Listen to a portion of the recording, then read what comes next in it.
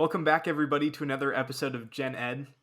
We're here this week with Julia Soon from First Gen Support. We did a take originally where I goofed up her last name. So, Julia, would you like to introduce yourself? Yes. Hi guys. I'm Julia. I'm from suburban Chicago and currently a high school senior and the founder and director of First and Support. So yeah, I will be going to Cornell Engineering next year for to pursue chemical engineering degree. Hopefully I get through. But yeah, so I'm minoring in entrepreneurship and food science. And yeah. That's so cool. Because I'm a little bit of a chemistry buff myself. Dan is not. But anyway, um, that's really cool that you have like that entrepreneurship minor and Yeah. then this more sciencey side. And that comes very much handy with first gen support. So, could you give us a little bit of background information over to like what first gen support is for those like who don't know? Yeah, for sure. So yeah, it's interesting how you talk about the entrepreneurship side because definitely First and Support inspired me to pursue like business or like definitely like uh gonna hopefully join a startup in college or something like that. So yeah, so First and Support is a nonprofit organization that seeks to empower first generation college students and low income and immigrant students as well. So, first generation college student means that they're the first in their family to go to a 4-year university. And so, yeah, so currently we're on Instagram, Discord, gonna expand TikTok, Facebook, and yeah, so we're mainly providing resources, information, sharing stories on our Instagram, and advice as well to help empower first generation low income and immigrant high school students to pursue a higher education. I think that's such a noble goal, such a noble mission. It's so important that we get first generation students and their perspective into colleges. It's not just about For pulling people up, but also letting them and their experiences enrich the educations of everybody who's in university. It's such an important yeah, perspective to have, and I'm so inspired by people like yourself who are doing something to try to bring that perspective into universities. And I'm wondering, how did you get the idea to start doing this? How did you organize it at first? Like what prompted you to start this organization? I think I think that's a very loaded question, and I think it comes from an accumulation of my previous experiences and last year's Black Lives Matter social movement as well. So yeah, so growing up, my parents valued education very much, and but like when I first, so I'm an immigrant, and I'm first generation low income immigrant student, so that's why I kind of founded this. So yeah, I'm very passionate about this because it relates very much to my background. So when I first came to the U.S. When I was 9, I didn't really speak English, and I was often like looked down on because I didn't speak English. So yeah, and then like elementary school, middle school, it was like really rough for me. And I for high school, I went to like a pretty privileged suburban high school, I would say, and I often didn't feel like I fit in as a first gen low income student because um, I guess I was like always like taking higher level classes, and people in the higher level classes often are very privileged and often have like their parents support. Parents are all often like very educated, have like PhDs, have like they have access to so many resources, private tutoring, college essay guidance, like everything. So I felt very alone in my high school and didn't really like feel like I anyone like really like was similar to me. Um, a junior year, in the beginning of junior year, I went to a first gen meeting actually hosted by my high school, and it was interesting because I was like, okay, yeah, like there's a lot of like first generation students in this meeting, and when I went into the room, pretty much everyone was except for me, pretty much everyone was Hispanic. So you can clearly see the social divide at my high school, right? So because it's like pretty privileged, like white suburban high school, and all the first generation students are Hispanic, which is, I guess, like not surprising because like um society these days. I don't Demographic know. trends. Yeah. Yeah, I guess so. Yeah, so I guess also it was very surprising to see that none of the people in this room I was with took like were in the same classes as me, and didn't really see a lot of these kids like take AP classes, advanced classes, um, or joining a lot of clubs, and like I guess like um, just like orient themselves academically and like focus on the academics. And I guess it was really shocking to me to see like there's so much like untapped potential in this room. And I'm sure there are many people in that room who are definitely capable of acing and succeed in these advanced classes, but they weren't in that I guess in those classes. And so yeah, and I guess like all of these kind of accumulated in my the back of my mind, but I didn't really like think of them much, I guess, because I was like, okay, well, like my goal is just like, yeah, like I'll focus on my classes, kind of like independent person, like kind of focusing on myself throughout high school. And this all was kind of sparked finally when the Black Lives Matter movement was spurred on last year in May and June. And it just made me realize that there are so much social injustice happening around me, and people are actually like super passionate and advocating for these causes. And I think that inspired me to really like reflect back on my experiences, my past experiences, and my inner like social justice warrior kind of just came out. I was like kind of mad about like the social inequities happening. And so yeah, and I was talking with my other first generation friend at my high school, and so I was asking her like I was asking her about life, like how she's doing in school, and she wasn't doing very well.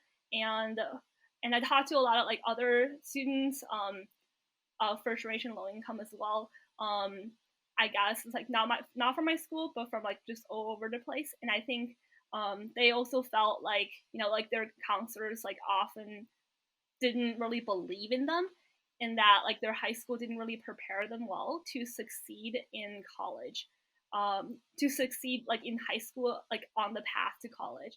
And these first generation low income students like often like don't ask for help or like advocate for themselves and reach out. So it was very important for like a resource like to reach out to them. So yeah, I guess like all of these experiences like kind of like accumulated, and that's how I founded version support. Kind of like giving myself like an 18th birthday, and I founded it on my 18th on my 18th birthday. So yeah. That's an amazing gift. Like, can you imagine like waking up on your 18th birthday and be like, you know what? I'm not gonna get a gift for myself. I'm gonna give it to other people who are similar to like me, like those first gen low income students. And I think it's your story about like how this nonprofit came to be is really inspiring. And I Mhm. feel like Wave Learning Festival is so similar to like what your mission is, and that's part of the reason why we're having you on this podcast to talk about it. Mhm. um I guess from my perspective, like, yes, I am a white Caucasian female, like typical. And I can say there is definitely white privilege. I feel like we talked about this in one of our previous podcasts. Mhm. I don't remember, Dan. I think we did. But, I came from New Jersey, growing up from German immigrant family members, and then I moved to San Antonio, Texas, and let me just say it was a huge culture shock for Mhm. me going from like a small little like white town to a huge city Mhm. which is predominantly Hispanic population. And for me it definitely opened my eyes into the privilege of being white, but also seeing how everyone is so similar and how we're all alike. And I do think, you know, I was going somewhere with this. Those experiences, like those paid tutors, those private schools, those SAT classes, that can really determine, like these opportunities can really determine one's future path, like going Yeah. on. I guess with me, I went to a magnet school, public school, really amazing opportunity, but I took an SAT class and man, like they refunded me my money because it went so horribly. But like being around like Hispanics or being around those first gen low income students, I myself is like first generation. I guess that's why I sort of got involved in Wave, Mhm. and Dan has his own perspective on why he joins, but I like that we all have the same passion, and um, we're willing to advocate for those who can't, they don't have a voice. And so I really appreciate and admire you, Julia, for creating this program and recognizing those disparities that you saw like at your school and in your community. So thank you for doing that. And I did enough talking. So Yeah, Dan, do you have thank you anything so to say I about? wanted to add on real briefly. Um, I really like the point that you made about sort of expectations and how that affects what people kind of do, what they choose to do. If you, I grew up the youngest of five children in a family that valued education, and so when I went through high school and I was selecting classes, AP classes didn't scare me because I had four older siblings who took AP classes. Knew the teachers that taught those courses because my siblings had taken from them, and I knew that I could take those classes and be fine. Mhm. You know, um, but I think particularly when you're not in an environment where you're so encouraged and so kind of supported in taking classes like that Mhm. and in doing activities like that, it it becomes easy to kind of look at it as, oh, AP classes are too hard for me, Yeah. or they're or I can't do this extracurricular activity, it's too much for me. And like you said, when you're in that room with all those first generation students, there's all that potential that was there. Yeah. They there's so much that they could do if they just if they had people telling them that they could do it Yeah, you know for sure. um and even like I was in the public school system, but a very very privileged public school in a pretty wealthy area. And even just in my area, I would hear kids all the time say like, oh yeah, AP classes are just too hard for me, and they had never taken one.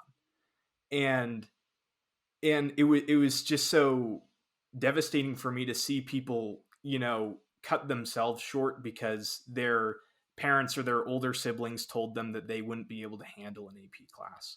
Yeah. um, And so I think that building this environment, having organizations like First Gen Support, and building an environment of just encouragement and saying that you can do this. You know, this is something that's very achievable for you, and that just having that encouragement will allow so many more people to do so many more things. And as Alana said, you know, you take an AP class and that might spark an interest in a subject that could lead you to a career in that area, or that could just lead to a lifelong passion.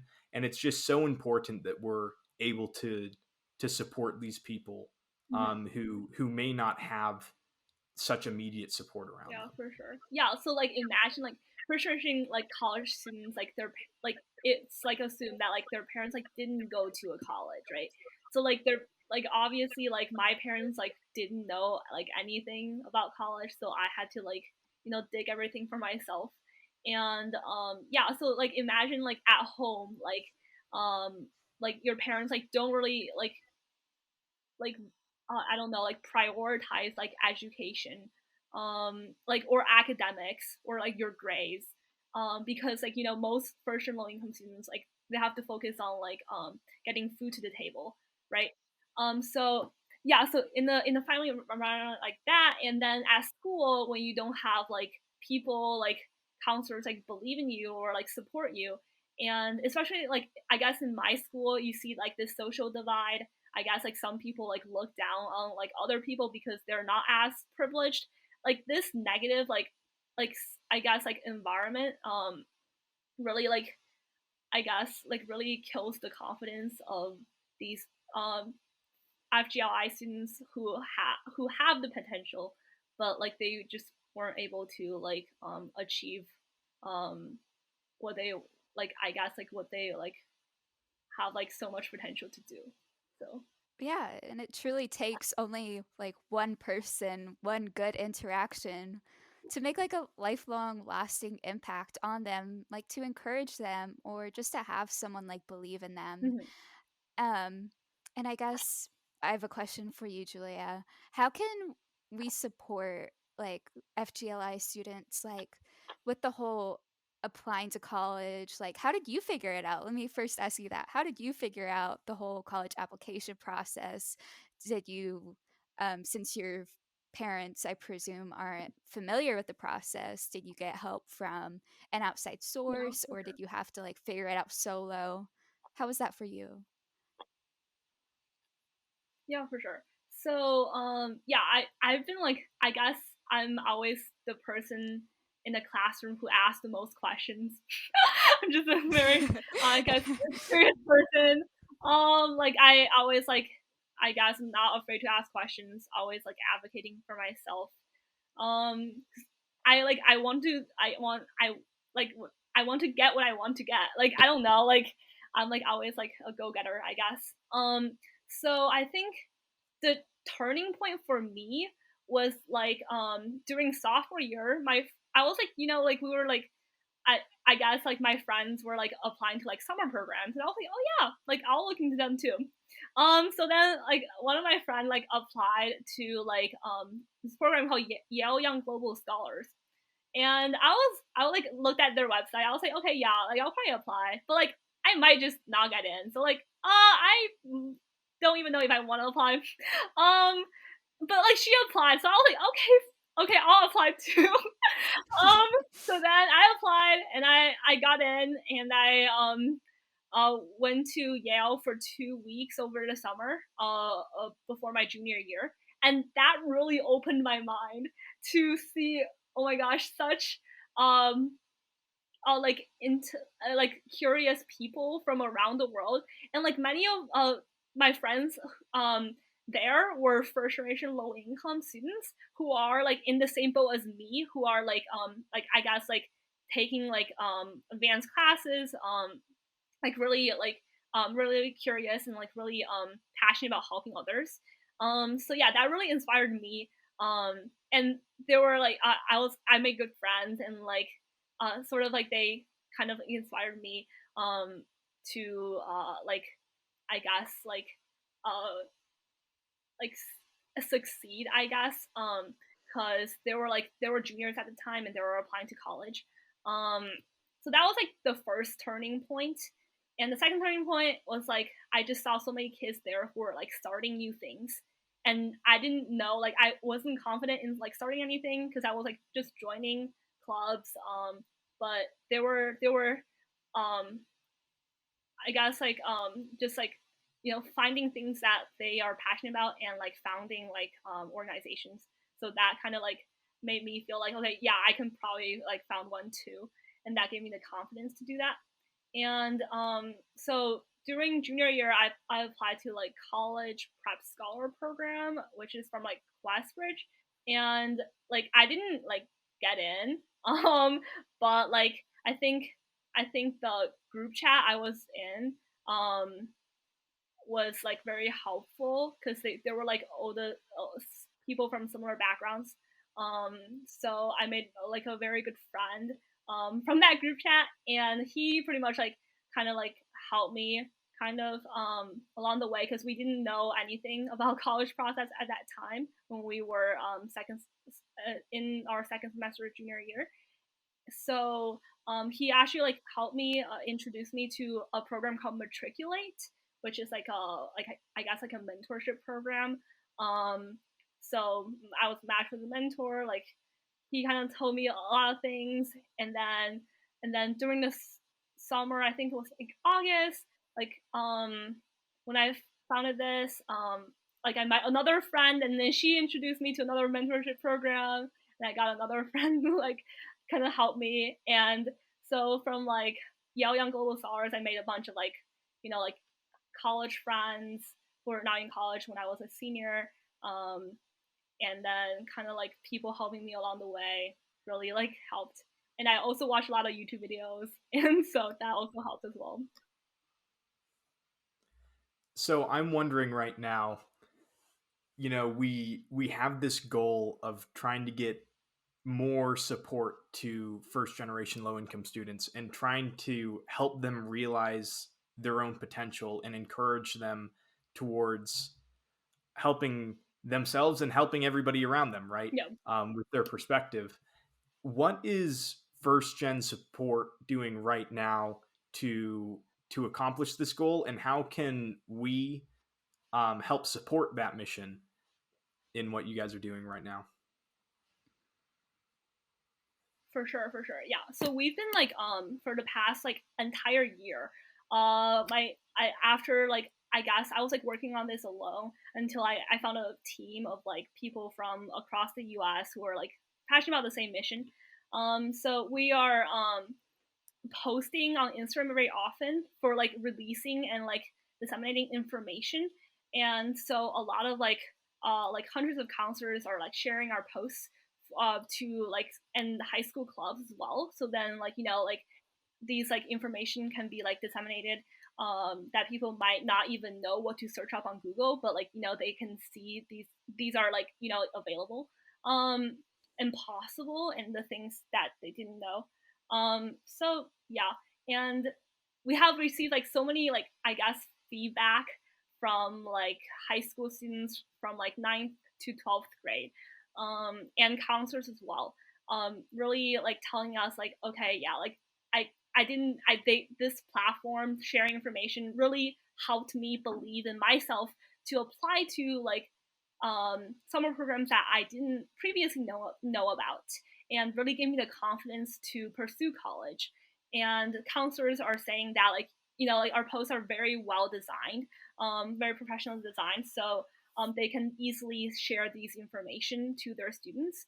So a lot of people like I guess like share our posts on Instagram, so that's like kind of been one way to like help first and support is by like sharing the information to more people. And I know a lot of my friends who like just shared a post like to like personally DMing to people on Instagram as well. And yeah, and also we have like a Discord community right now who are like we like I guess it's like I'm like seeking to create a community where um, everyone can like uplift each other in that community. And I guess one thing that I want to emphasize is that a lot of like organizations are like targeting high achieving low income students.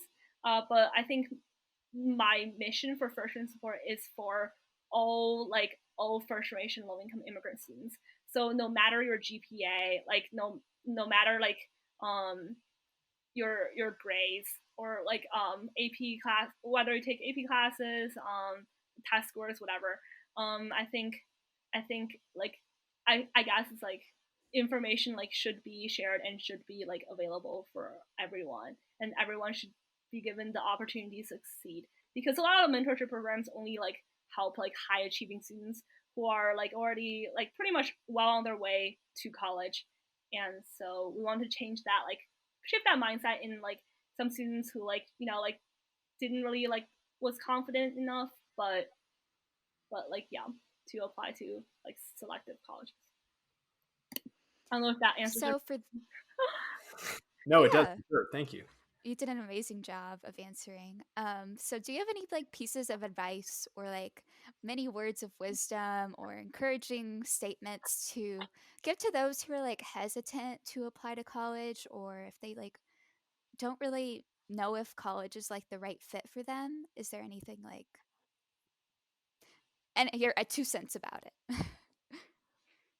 Okay, so I would say I guess is, I think college is like the way for social mobility these days.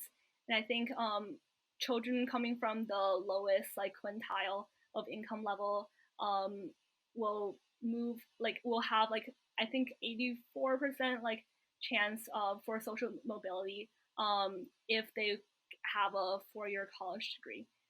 And I think college is like, I mean, like I know a lot of people like first and low income students like go straight into the workforce, and I think I think we sometimes fail to realize that like college is like kind of like a long term investment. I would say, because with a college degree, like I think more doors are opened up for you, and like more jobs, like more higher income jobs are like open for you. So I think investing into like 4 years of your life is definitely worthwhile into a college degree. And I think also another like myth that like prevents people from applying to colleges is that like colleges are expensive. And I think that's like I guess like a imprint that like a lot of people have in their mind. And I think like I don't think college is expensive if you like I guess like do well in high school, because there's a lot of colleges that provide like like have like 100% like demonstrated need, and they have good financial aid. And some high schools have like a pathway that like allows you to go to community college for free. And I think community college is like a great way to start there as well.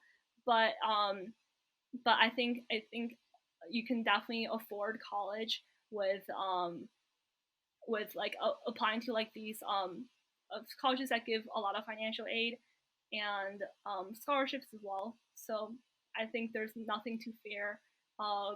And I think college also is like I think it's very very different from high school, because you get to meet a lot of like diverse people that open up your perspectives to new to various perspectives to new things.